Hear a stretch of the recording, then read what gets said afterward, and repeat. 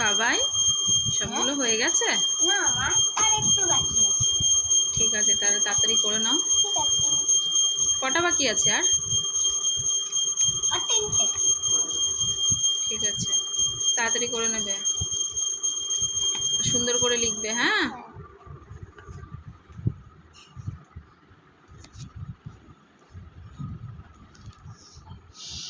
ওটার অ্যান্সারটা কমপ্লিট করো।